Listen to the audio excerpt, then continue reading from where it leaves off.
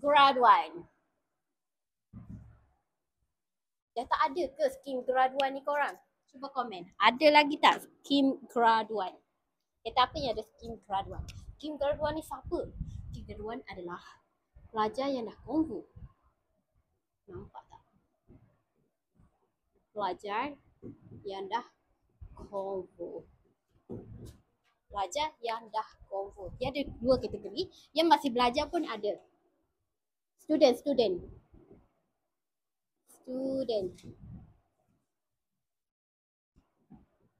Dia belajar konvo ataupun dia student. Kereta apa yang ada rebate bulan ni korang?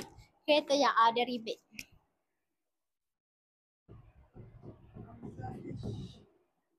Kereta apa yang ada rebate? Yang pertama adalah kereta Azia ada rebate. Azia G, Azia X, Azia SE, Azia Airline. Berapa rebate? Rebate adalah sebanyak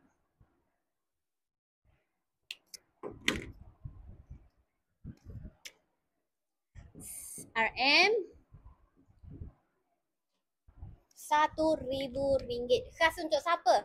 Khas untuk student ataupun fresh graduate.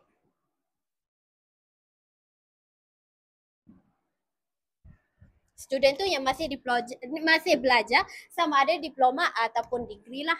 Untuk fresh graduate ialah tempoh 1 tahun. Fresh graduate ni ialah 1 tahun dari tempoh konvo. Contoh dia konvo 31 Oktober 2024. So rebate dia adalah dalam tempoh 1 tahun. Rebate dia akan tamat tempoh pada 31 Oktober 2025. Dalam tempoh 1 tahun. Kereta apa lagi yang ada rebate korang? Tak apa lagi yang ada rebate? Of course lah kereta Myvi. Kereta Myvi ada berapa spek? Myvi G without AFA, Myvi G with AFA, Myvi Premier X, Myvi X, Myvi Hish, Myvi Evan. Myvi ada rebate untuk siapa? Myvi sama juga korang. Sama juga ada rebate untuk student dan fresh graduate sebanyak RM1,000. Student dan fresh graduate. Kereta apa yang ada rebate lagi? Kereta yang ada rebate lagi adalah kereta Ativa. Ativa ada berapa spek? Ativa ada Ativa X, Ativa Hish, Ativa Evan. Ada rebate berapa korang Ativa? Ativa bulan ni ada rebate sebanyak sini. Ativa rebate sebanyak RM1,500. Tapi dia ada tambahan rebate khas untuk student ataupun fresh graduate.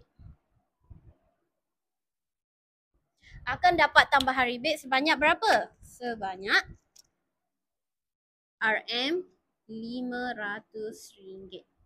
So yang mana student, yang mana fresh graduate nak beli kereta Ativa akan dapat rebate sebanyak RM1,500 dan tambahan rebate sebanyak RM500. So total rebate awak adalah sebanyak berapa? RM2,000. Banyak ke tak banyak korang untuk skim graduan ni? Okay, pelajar combo ataupun student untuk kereta Azia, Azia G, Azia X, Azia SE, Azia Evan ada rebate sebanyak RM1,000 khas untuk student dan fresh graduate.